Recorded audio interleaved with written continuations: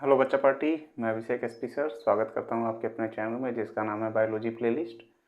तो चलिए, जो सीरीज़ हम लोगों ने बीच में 1-2 दिनों के लिए छोड़ दी थी उसको फिर से आगे बढ़ा ही रहे हैं हम लोग धीरे धीरे। तो आज मैं आप लोगों को जो टॉपिक पढ़ाने वाला हूँ वह है डीएनए को आनुवांशिक पदार्थ की मान्यता। कहने का मतलब डीएनए को कब से माना जाने लगा कि डीएनए ही आनुवांशिक पदार्थ होता है और वही हमारे लक्षणों को एक पीढ़ी से दूसरी पीढ़ी में ले जाता है। तो आशा करता हूँ अभी तक जो मैं आप लोगों को पढ़ाया हूँ इस चैप्टर में वो अच्छे से समझ में आ रहा होगा। तो देखते हैं आगे कहाँ तक कहानी जाती है।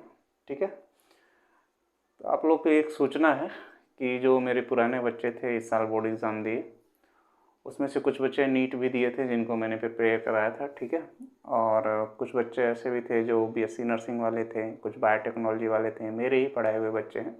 ज़रूरी नहीं है कि मैं ये कह रहा हूँ कि उनको मैंने ही पढ़ाया है इंट्रेंस एग्ज़ाम के लिए, पर उन्होंने जो भी मेहनत की है वो उनकी अपनी मेहनत है। ठीक है, पर कोशिश कर रहा हूँ कि उनका जब एग्ज़ाम क्लियर हो जाए, रिजल्ट आ जाए, क्लियर तो होगा ही, कुछ बच्चों का उसमें क्लियर भी हो गया है, बायोटेक्नोलॉजी वाले बच्चों का।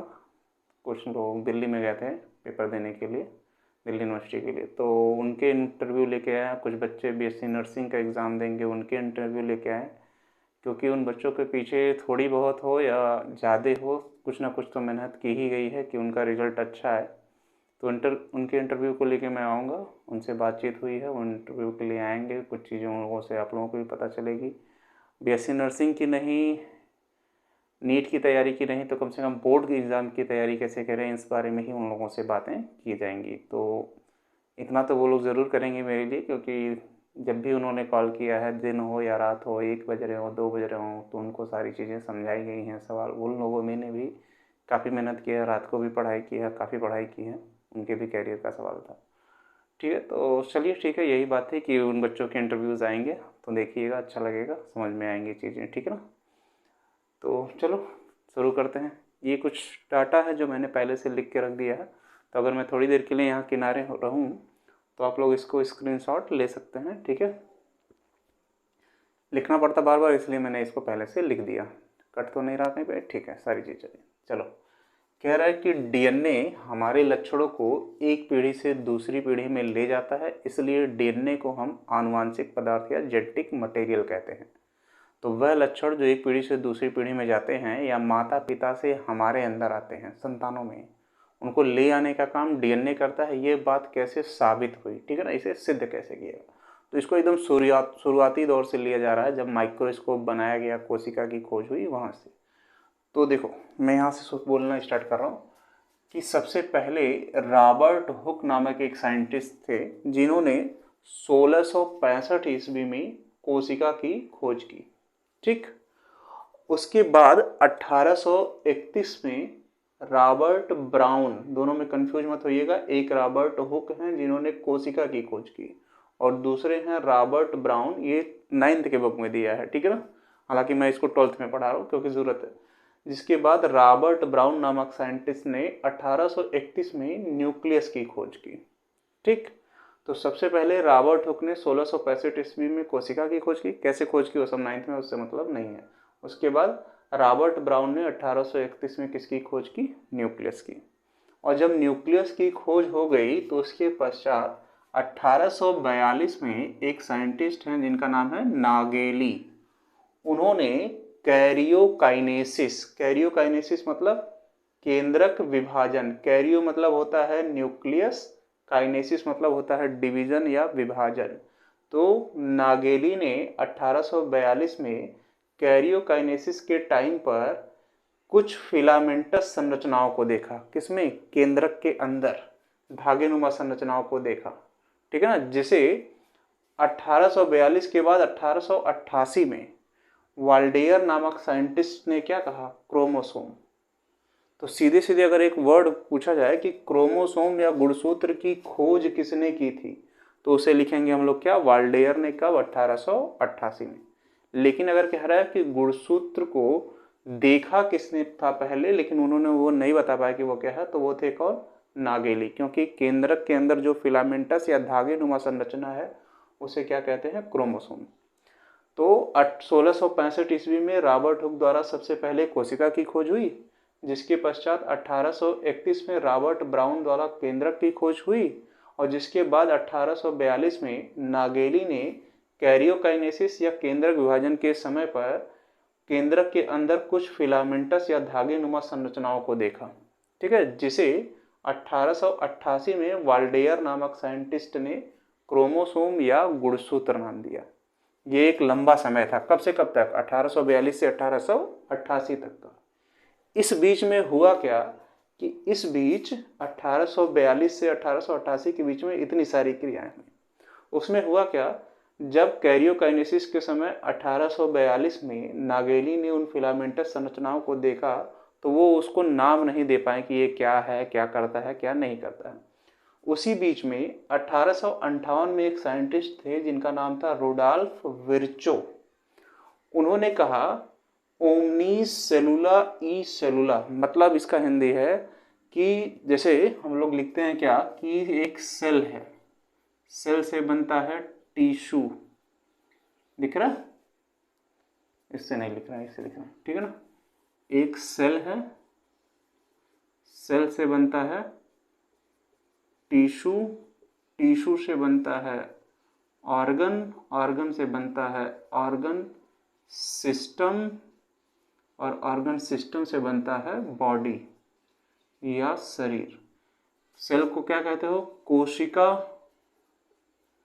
कोशिका से बनता है क्या, ऊतक, ऊतक से बनता है अंग, अंग से बनता है अंग तंत्र और अंग तंत्र से बनता है शरीर या बॉडी।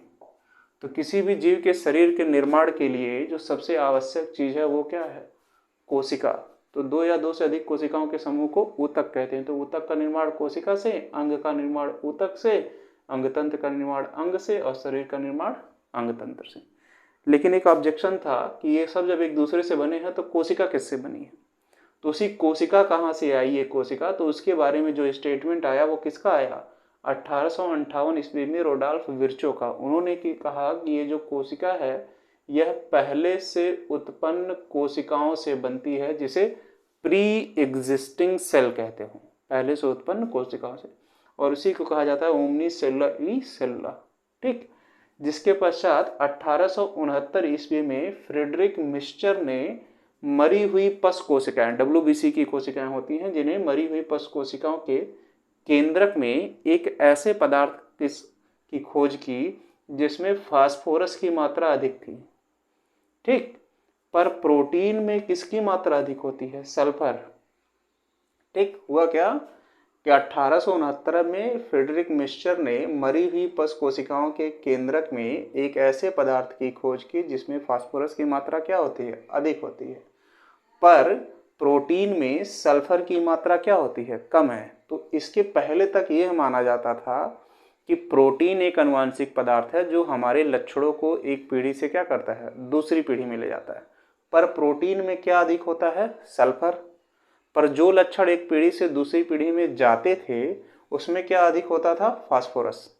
इससे एक यहाँ पर गलत हो गया कि प्रोटीन आनुवंशिक पदार्थ नहीं है, मतलब प्रोटीन जेनेटिक मटेरियल या आनुवंशिक पदार्थ नहीं है, ठीक है ना, जिसे फ्रेडरिक मिस्चर द्वारा एक नाम दिया गया न्यूक्लिन। ठीक, जिसके पश्चात 1889 में अल्टमान नामक साइंटिस्ट ने उस न्यूक्लिन को एक नाम दिया न्यूक्लिक एसिड।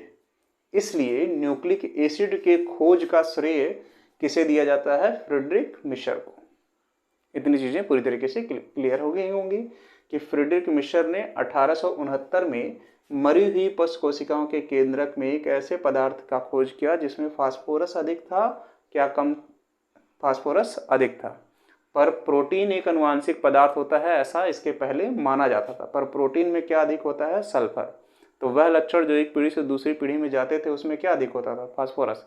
इसलिए प्रोटीन को आनुवंशिक पदार्थ नहीं माना गया, यहाँ पर पूरी तरीके से साबित हो गया। और जिस पदार्थ की खोज फ्रेडरिक मिस्चर ने की थी उसे नाम दिया उन्होंने क्या, न्यूक्लिन, जिसे अल्टमान ने 1889 में नाम दे दिया न्यूक्लिक एसिड।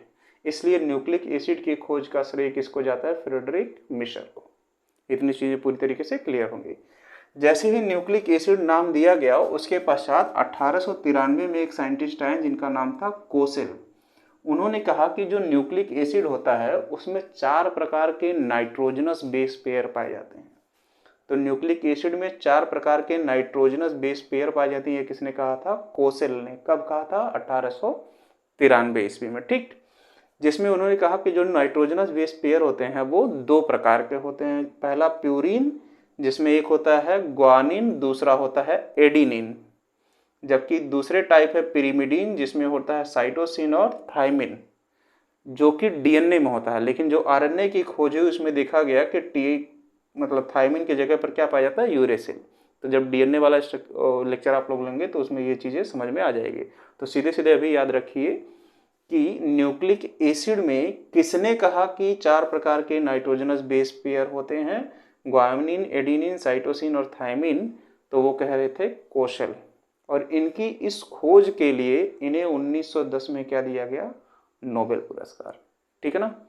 और जैसे ही इनको नोबेल पुरस्कार मिला उसके पश्चात 1929 में, 1910 के बाद न्यूक्लिक एसिड को लेविन ने एक नाम दे दिया, डीएनए, डीऑक्सीराइबोन्यूक्लिक एसिड, या शुगर क्यों लिख दिया यार हम? डीऑक्सीराइबोन्यूक्लिक,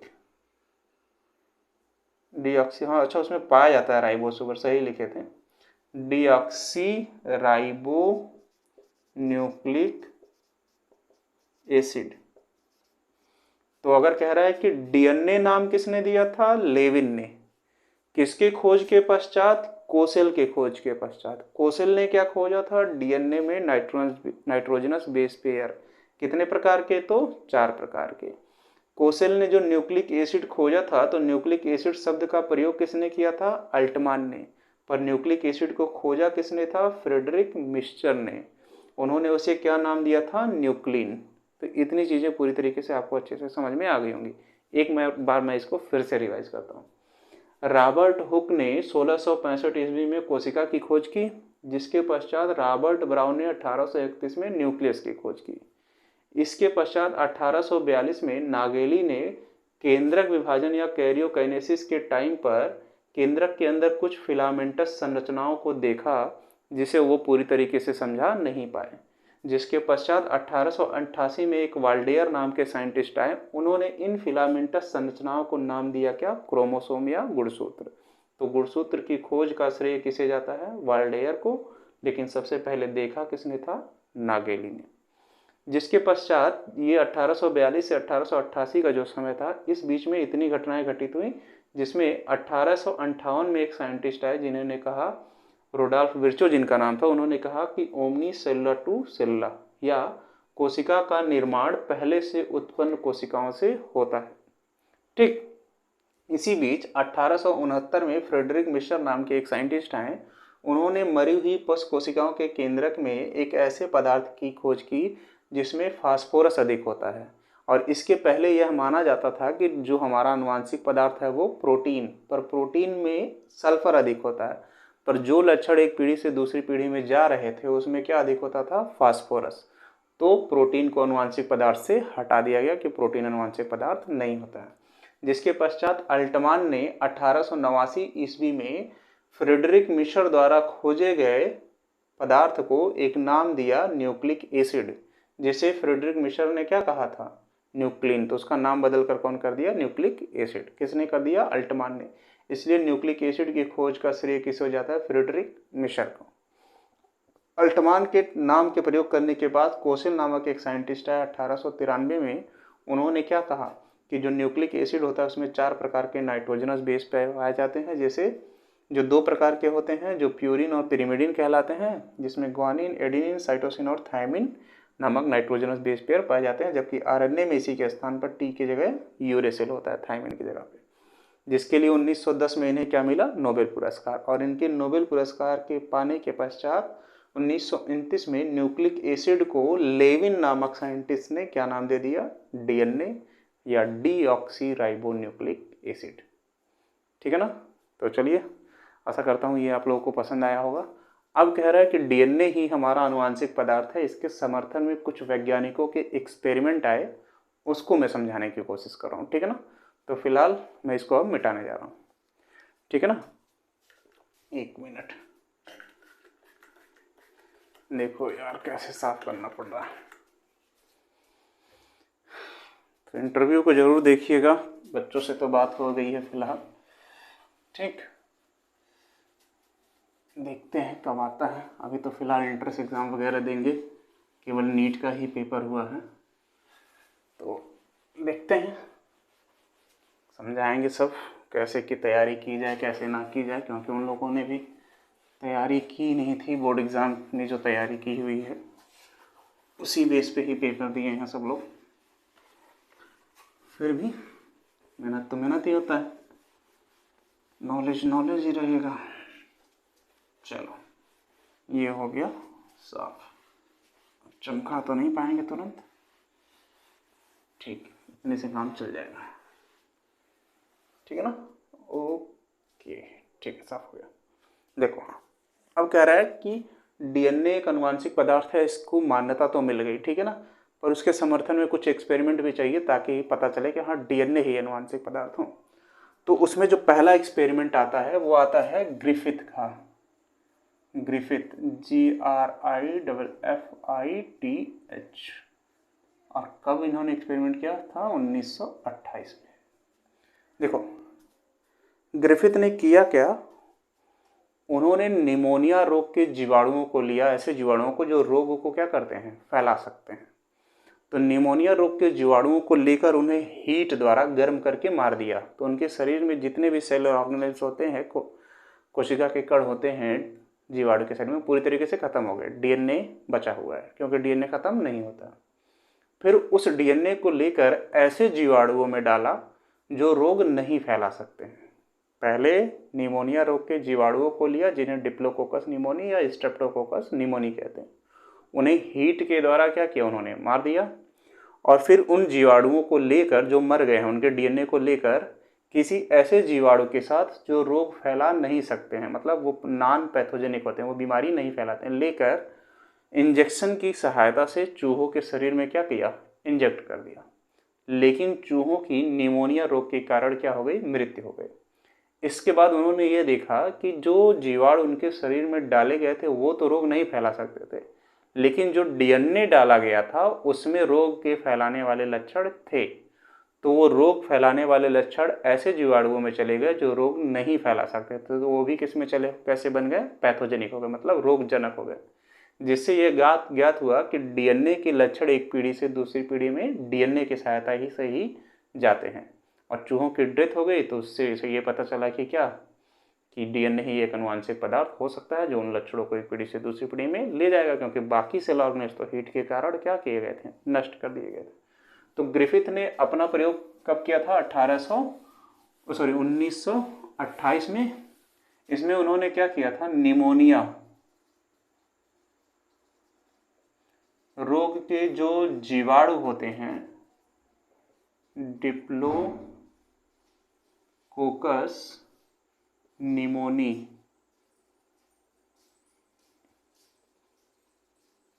या स्ट्रेप्टोकोकस निमोनी, इनको लेकर, ये कैसे हैं दोनों, पहले तो ये दोनों पैथोजेनिक हैं, पैथोजेनिक हैं, पैथोजेनिक GENIC, सॉरी, पैथोजेनिक है, या इसी को बोलोगे रोगजनक, PATHOGENIC, मतलब ये रोग को फैला सकते हैं। इनको क्या किया गया, जीवाणुओं को, मान लो ये जीवाणु, ठीक है ना, ये जीवाणु है मान लो, इनको हीट दिया गया, इनको गर्म करके मार दिया गया, डेड स्टेज में ले आए, मृत अवस्था में। और इनका जो जीनोम है वो केवल बचा, या तो प्लाज्मिड या तो न्यूक्लियाइड। इसको मैंने पूरी तरीके से एक वीडियो में समझाया है, ठीक है ना, प्लाज्मिड और न्यूक्लियाइड को। इसको किसी ऐसे बैक्टीरिया के साथ लिया, ठीक है, इंटर करा के, जो नॉन पैथोजेनिक था, जो नॉन पैथोजेनिक था, मतलब उसको कहते हो अरोग जनक जीवाणु। मतलब ऐसे जीवाणु में डाला जो रोग नहीं फैला सकते हैं, और ऐसे जीवाणु जो रोग नहीं फैला सकते हैं उन्हें कहा जाता है आर नस्ल के जीवाणु, और जो रोग को फैलाते हैं उन्हें कहते हैं एस नस्ल के जीवाणु। एस नस्ल के जीवाणु क्या होते हैं? पैथोजेनिक होते हैं, और आर नस्ल के जीवाणु नॉन पैथोजेनिक होते हैं। तो ग्रिफिथ ने 1928 में निमोनिया रोग के जीवाणु लिए, जिनका नाम है डिप्लोकोकस निमोनिया और स्ट्रेप्टोकोकस निमोनिया। ये दोनों जीवाणु पैथोजेनिक या रोगजनक होते हैं जो रोग को फैला सकते हैं, जिन्हें आर नस्ल के जीवाणु कहते हैं।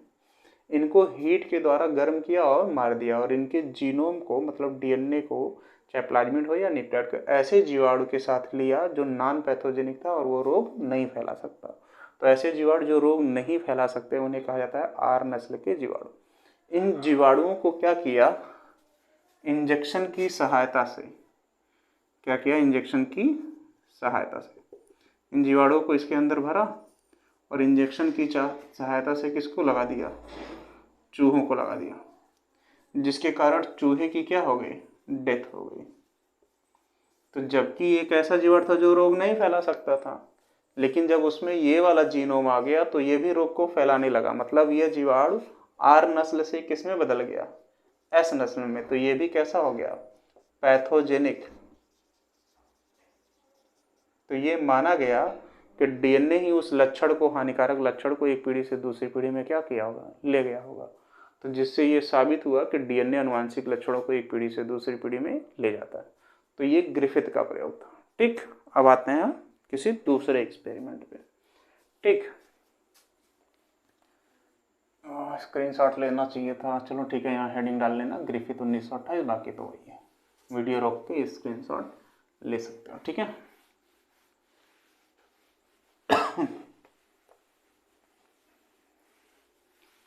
ठीक, चलो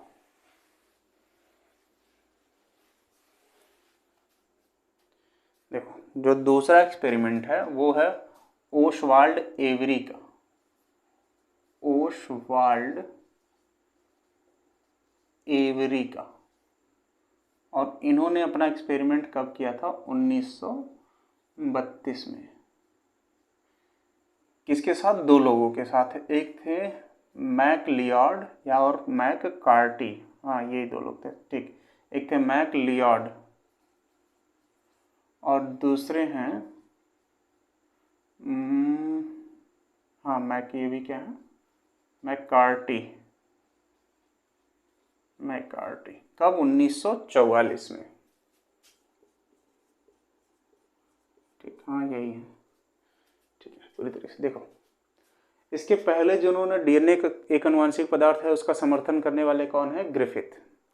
तो ग्रिफिथ की बातों का समर्थन किसने किया? ओसवाल्ड एवरी ने 1932 में। जिसके बाद 1944 में ओसवाल्ड एवरी ने ही अपने सहयोगियों के साथ मिलकर, एक सहयोगी थे मैकलियॉड और दूसरे सहयोगी थे मैककार्ट, उनके साथ एक एक्सपेरिमेंट किया और ये बताया कि हाँ डीएनए ही आनुवंशिक पदार्थ होता है। अब वो एक्सपेरिमेंट क्या था? उन्होंने genetic modified organism ORGANISM experiment किया। आनुवांशिक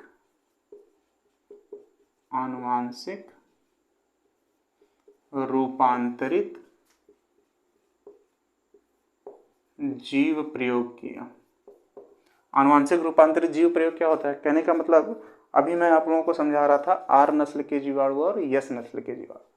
तो मान लो कह रहा है ये एक जीवाणु है जिसका अपना जीनोम या आनुवांशिक पदार्थ है डीएनए, जो प्लाज्मिड भी हो सकता है और न्यूक्लियड भी हो सकता है। और ये एक दूसरा जीवाणु है जिसका आनुवांशिक पदार्थ है प्लाज्मिड और उसका भी आनुवांशिक पदार्थ है न्यूक्लियड। ठीक, अपना ये दो जीवाणु है। तो इसमें एक जीवाणु वो होगा जो F पॉजिटिव फर्टाइल होगा। फर्टिलिटी फैक्टर उसको। तो यह पॉजिटिव वाले को हम कहेंगे ऐसे जीवाणु जो आनुवंशिक लक्षणों को एक पीढ़ी से दूसरी पीढ़ी में ले जा सकते हैं, और F नेगेटिव वाले को हम कहेंगे जो आनुवंशिक लक्षणों को एक पीढ़ी से दूसरी पीढ़ी में नहीं ले जा सकते।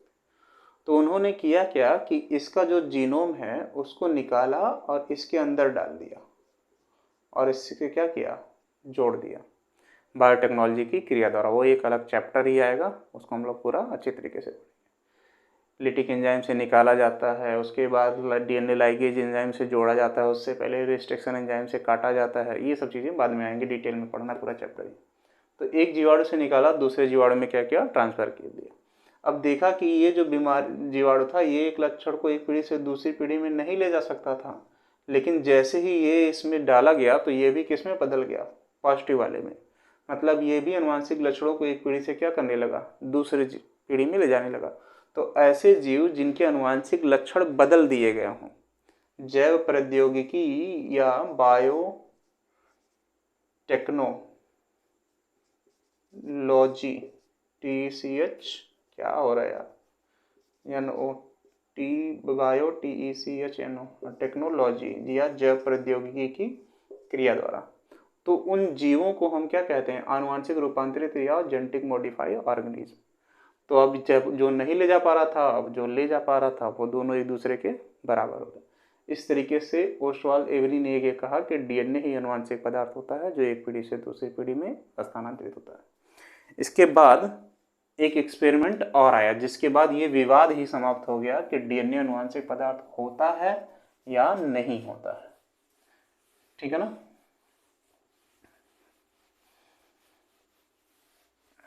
ठीक, चलो साफ हो गया। देखो इसके बाद एक्सपेरिमेंट आया हर्शे और चेज का। किसका, हर्शे और चेज का। कब आया था एक्सपेरिमेंट, 1952 में। हर्शे और चेज का एक्सपेरिमेंट 1952 में। देखो बैक्टीरिया जो होते हैं उनका आनुवंशिक पदार्थ क्या है, डीएनए है, जो दो प्रकार का है, एक है प्लाज्मिड, कट गया क्या नहीं, ठीक है, और दूसरा है न्यूक्लियाइड। लेकिन जो वायरस होते हैं उनका आनुवंशिक पदार्थ भी दो तरीके का होगा, या तो उनका आनुवंशिक पदार्थ डीएनए होगा या तो उनका आनुवंशिक पदार्थ आरएनए होगा या जेनेटिक मटेरियल। अगर उन वायरसों का जेनेटिक मटेरियल आरएनए है तो उसे कहेंगे हम रेट्रोवायरस। जैसे कोरोना वायरस को हम रेट्रोवायरस भी कहते हैं, क्योंकि कोरोना वायरस का जो जीनोम होता है वो आरएनए होता है। और वह वायरस जिसका आनुवंशिक पदार्थ डीएनए होता है उसे कहते हैं बैक्टीरियोफेज, या उसे हम कहते हैं फेज वायरस। तो जब किसी वायरस का जीवाणु के शरीर पर आक्रमण हो जाता है और वह वायरस अपने जीनोम को जीवाणु के शरीर में इंटर करा देता है तो उस संरचना को हम बैक्टीरियोफेज कहते हैं। देखो होता क्या है कि मान लो कह रहा है कि ये एक बैक्टीरिया, ठीक, ये उसका क्या है, जीनोम जिसे कह रहे हो प्लाज्मिड, और ये उसका दूसरा जीनोम है जिसे कह रहे हो न्यूक्लियाइड। और जो वायरस होते हैं वो ए सेलुलर होते हैं। ए सेलुलर कहने का मतलब उसमें कोशिका नहीं पाई जाती, जबकि जीवाणुओं में एक कोशिका पाई जाती। तो ये करते क्या हैं, ठीक, ये कुछ ऐसी संरचनाएं उसमें होंगी। तो ये सबसे पहले इसका अपना जो जीनोम क्या है, मान लो डीएनए है, आरएनए है, कुछ तो होगा ही होगा, सॉरी इसका फेज वायरस है ना, तो इसका डीएनए होगा। तो ये क्या करेगा, सबसे पहले जीवाणु के शरीर से क्या करेगा, जुड़ जाएगा, और जुड़ने की क्रिया को कहते हो एडजॉर्शन, या अब कहते हो अधिशोषण। जुड़ने की क्रिया को क्या कहते हो, अधिशोषण। जुड़ने के बाद इसके सेल मेम्ब्रेन को क्या करेगा, ये तोड़ेगा, और तोड़ने के बाद अपने जीनोम को इंटर करा देगा कहाँ पर, जीवाणु के शरीर में। और जो ये प्रोटीन का बना खोल है वो जीवाणु के शरीर के बाहर ही रह जाएगा, और जो इसका जीनोम है वो आकर बैक्टीरिया के जीनोम से क्या होगा, जुड़ जाएगा। तो अब इस संरचना को क्या बोलेंगे हम, बैक्टीरियोफेज। तो देखा गया कि जब ये जीवाणु किसी सेल में जा रहा है तो उस सेल के बीच में क्या होगा, न्यूक्लियस। न्यूक्लियस के अंदर क्या होता है, डीएनए, और उस डीएनए से जाकर ये क्या होता है, जुड़ जाता है, और इस डीएनए को क्या कर देता है, इन्फेक्टेड कर देता है, संक्रमित कर देता है। तो इससे ये पता चला कि जो बैक्टीरियोफेज या फेज वायरस होते हैं वो केवल उन कोशिकाओं पर आक्रमण कर रहे हैं जिनका आनुवंशिक पदार्थ क्या है, डीएनए है, और उन्हीं से जुड़ रहे हैं जिनका जीनोम क्या है, डीएनए से। तो वो लक्षण भी एक पीढ़ी से कहाँ चले जा रहे हैं, दूसरी पीढ़ी में। उसके बाद तो ये विवाद ही समाप्त हो गया कि डीएनए आनुवंशिक पदार्थ है या नहीं है। तो हर्शे और चेज ने क्या किया, बैक्टीरिया को लिया और उसे वायरस से इन्फेक्टेड करा दिया, और वह वायरस जो बैक्टीरिया के शरीर में अपना जीनोम ट्रांसफ़र करके इन्फेक्टेड करते हैं और प्रोटीन के खोल को शरीर के बाहर ही रखते हैं, उन्हें कहते हैं बैक्टीरियोफेज। और ऐसे बैक्टीरिया केवल उन कोशिकाओं के डीएनए पर आक्रमण कर रहे हैं जिनमें फेज वायरस पाया जा रहा है। जिसके बाद ये विवाद ही समाप्त हो गया कि डीएनए आनुवंशिक पदार्थ होता है या नहीं होता। ठीक है ना। तो सबसे पहले डीएनए को आनुवंशिक पदार्थ नहीं माना जाता था, प्रोटीन को माना जाता था, पर प्रोटीन में सल्फर अधिक होता है, जबकि वह लक्षण जो एक पीढ़ी से दूसरी पीढ़ी में जाते हैं उसमें फास्फोरस अधिक होता है। तो फास्फोरस पाया जाता है किसमें, डीएनए में, इसलिए डीएनए को ही माना गया क्या, आनुवंशिक पदार्थ, जिसे डीएनए नाम दिया था लेविन ने 1929 में। चलिए अच्छे से समझ में आया होगा। तब तक फिर मिलते हैं कल अगले वीडियो में, तब तक के लिए बाय।